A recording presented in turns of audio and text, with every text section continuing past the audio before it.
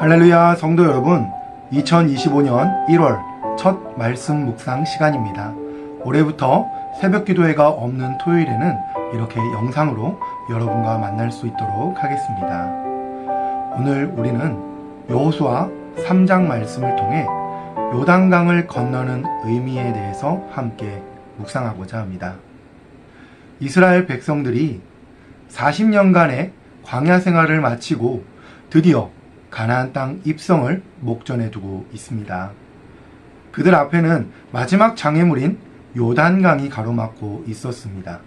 특별히 본문의 시기는 봄철 곡식을 거두는 때였는데, 이때는 북쪽에 헬몬산의 눈들이 녹아서 상당한 급류가 되었고, 이로 인해 요단강 물이 범람하여서 강둑이 넘칠 정도로 수위가 높았습니다. 자, 그런데 이 요단강은 단순한 자연의 장애물만이 아니었습니다. 이 강은 광야에서의 삶과 약속의 땅 사이에 있는 영적인 경계선이었습니다. 이집트를 탈출할 때 건넌 홍해가 노예의 삶과 자유의 삶을 구분하였다면, 요단강은 방황의 삶과 약속의 성취를 구분하는 강이었습니다. 더 주목할 것은 이 백성들의 대부분이 출애굽 1세대가 아닌 2세대였다라는 사실입니다. 그들의 부모 세대는 홍해가 갈라지는 놀라운 기적을 직접 목격했지만, 본문의 요단강 앞에 선 이 세대는 그것을 듣기만 했을 뿐입니다. 그들에게는 이제 자신들만의 믿음의 체험이 필요한 순간이 찾아온 것입니다. 오늘날 우리의 삶도 마찬가지죠. 우리의 앞에도 때때론 넘을 수 없을 것만 같은 인생의 요단강이 있습니다. 거센 물살처럼 닥쳐오는 시련과 도전들. 하지만 이스라엘 백성들이 그랬듯이 우리도 이 강을 건너야만 합니다. 하나님께서 약속하신 축복의 땅을 향해 나아가기 위해서는 반드시 거쳐야 할 과정이기 때문이죠. 이제 우리는 본문을 통하여 이스라엘 백성들이 어떻게 요단강을 건널 수 있었는지, 그리고 그 사건이 오늘 우리의 신앙생활에 어떤 의미를 주는지 함께 살펴보도록 하겠습니다. 첫 번째로 언약궤의 중요성과 거룩한 순서입니다. 오늘 본문 3장 3절 4절을 보면, 언약궤를 맨 제사장들을 보거든 너희가 그곳을 떠나 그 뒤를 따르되 너희와 그 사이에 2000규빗쯤의 거리를 두고 가까이 하지 말라라고 기록되어 있습니다. 여러분, 왜 하나님은 이렇게 정확한 거리를 두라고 하셨을까요? 이것은 단순한 행진 대형의 문제가 아닙니다. 여기에는 하나님의 깊은 뜻이 담겨져 있는데요.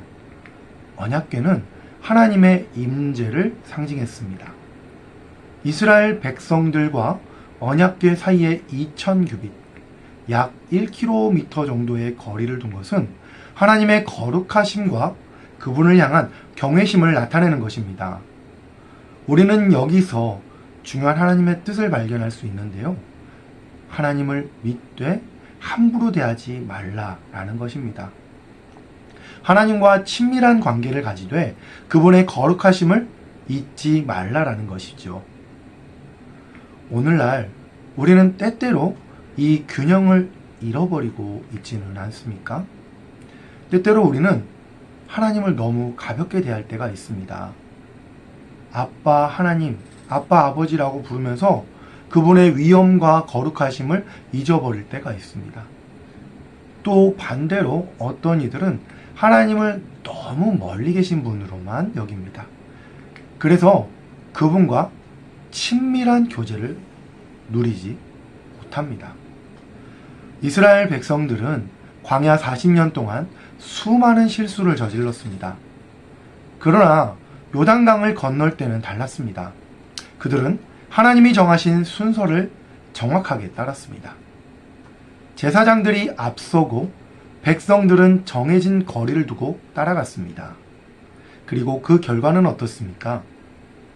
놀라운 기적을 경험했습니다. 오늘날 우리의 예배와 신앙생활을 돌아보시기 바랍니다. 우리는 얼마나 하나님이 정하신 그 거룩한 질서를 존중하고 있습니까? 예배에 임할 때 우리의 태도는 어떻습니까? 또 말씀을 대할 때의 자세는 어떻습니까? 우리가 기도할 때의 마음가짐은 어떻습니까? 성도 여러분, 하나님은 질서의 하나님이십니다. 그분은 우리가 그분의 뜻을 따라 질서 있게 살아가기를 원하십니다. 이것은 단순히 형식적인 규율이 아닙니다. 이것은 우리가 하나님을 진정으로 신뢰하고 존중한다라는 것을 보여주는 표현입니다. 마치 이스라엘 백성들이 언약궤와의 거리를 지킴으로써 하나님을 향한 경외심을 표현했듯이 우리도 삶의 모든 영역에서 하나님이 정하신 그 거룩한 질서를 지켜야 합니다. 그럴 때 우리는 이스라엘 백성들처럼 하나님의 놀라운 인도하심을 경험하게 될 것입니다. 그리고 두 번째로 하나님의 인도하심을 신뢰하는 믿음입니다. 본문 8절과 15절을 보면 하나님께서는 제사장들에게 먼저 요단강 물로 들어가라고 명령하십니다. 8절 말씀을 보면 너희가 요단 물가에 이르거든 요단에 들어가라, 들어서라 하라. 이것은 참으로 큰 도전입니다.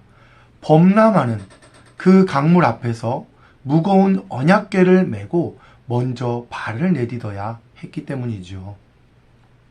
성도 여러분, 여기서 우리는 하나님께서 우리를 인도하시는 그 방법을 보게 되는데요. 하나님은 우리가 먼저 순종의 발걸음을 내딛기를 원하신다라는 것입니다.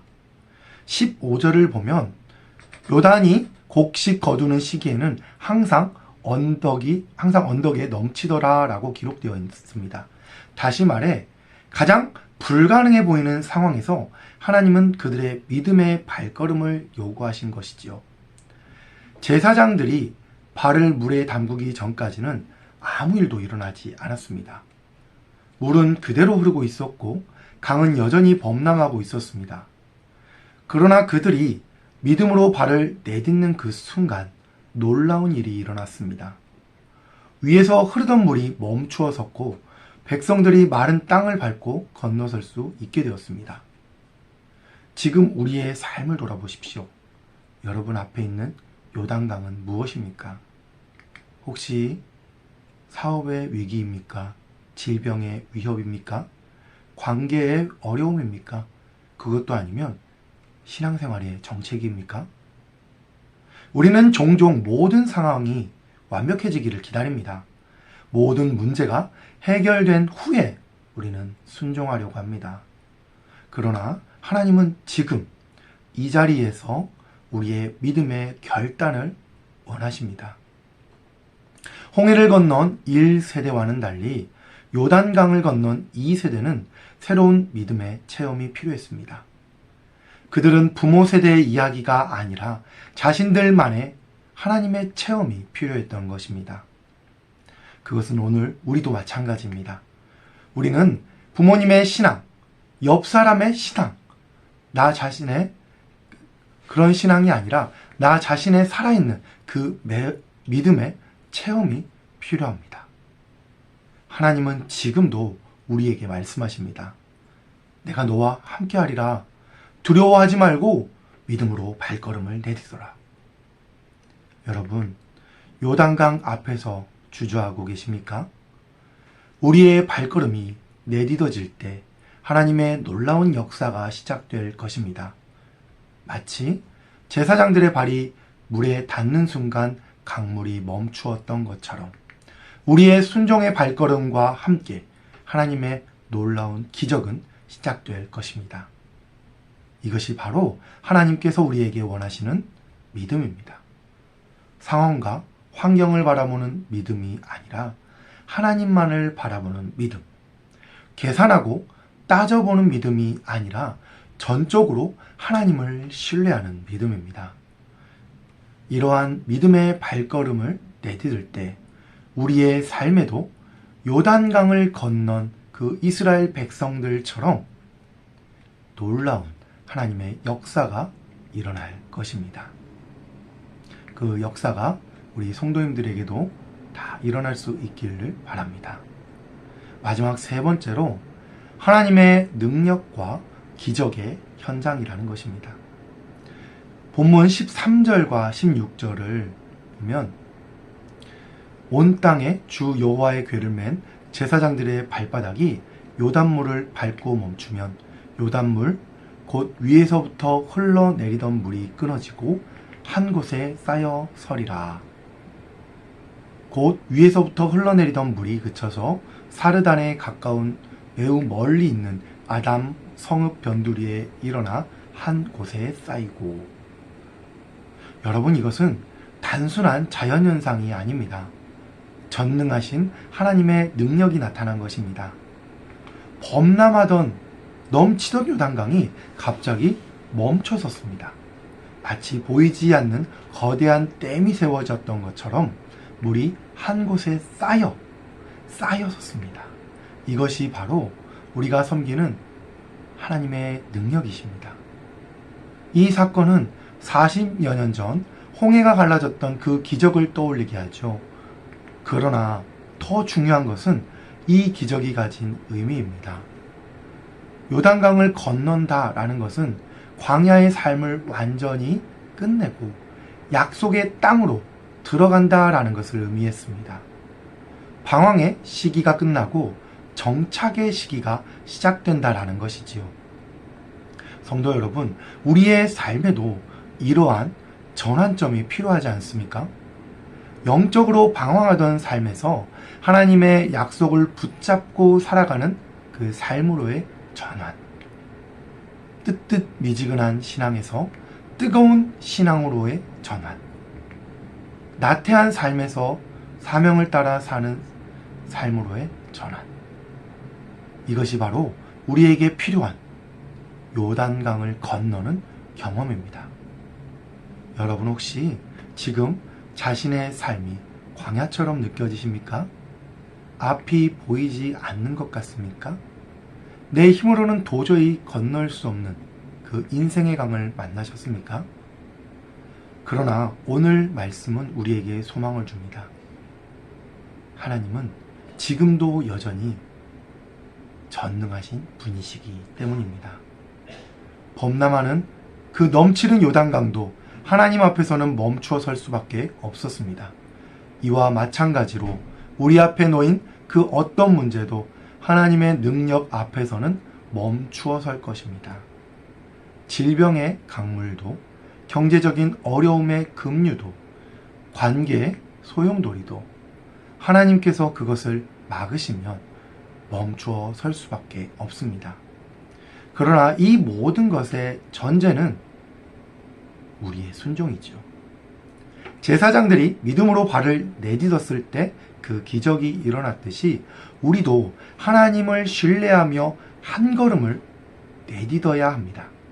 그때 우리는 하나님의 놀라운 능력을 경험하게 될 것입니다. 이것이 바로 우리 신앙의 본질입니다. 보이는 것이 전부가 아니라는 것. 내 힘으로는 할 수 없는 일도 하나님께서는 하실 수 있다라는 것. 우리가 믿는 그 하나님은 어제나 오늘이나 영원토록 동일하신 분이십니다. 요단강에서 일하신 그 하나님께서 오늘도 우리의 삶 가운데서 동일한 능력으로 역사하실 것입니다. 말씀을 정리합니다. 성도 여러분, 오늘 우리는 여호수아서 3장 말씀을 통해 이스라엘 백성들의 요단강을 건너는 사건을 살펴보았습니다. 이제 우리 앞에는 현실의 각자 요단강이 있습니다. 어떤 분에게는 그것이 신앙의 결단일 수도 있고 어떤 분에게는 용서와 화해의 과제일 수도 있습니다.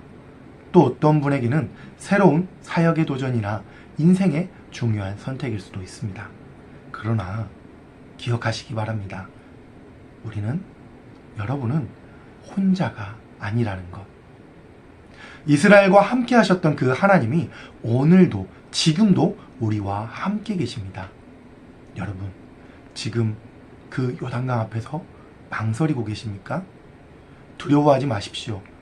믿음으로 한 걸음을 내딛으실 수 있는 믿음의 성도님들 다 되실 수 있기를 주님의 이름으로 축원합니다. 기도하겠습니다. 하나님 아버지, 감사합니다. 말씀을 통해 우리에게 믿음과 도전을 허락하여 주시니 감사합니다. 우리 각자의 삶 속에 있는 우리의 요단강을 보게 하시고 그것이 우리 눈에는 아무리 불가능해 보일지라도 우리가 주님만을 신뢰하며 나아갈 수 있는 우리가 되게 하여 주시옵소서. 이스라엘 백성들과 함께 하셨던 것처럼 우리와도 함께 하여 주시고 함께 하시는 그 주님을 믿으며 나아갈 수 있는 우리가 다 될 수 있게 하여 주시옵소서. 예수님의 이름으로 기도드렸습니다. 아멘. 2025년 한 해도 예수님만을 믿으며 우리와 함께 하시는 그분을 믿으며 힘차게 한 걸음 내딛을 수 있는 우리 성도님들 다 되시기를 주님의 이름으로 축원합니다.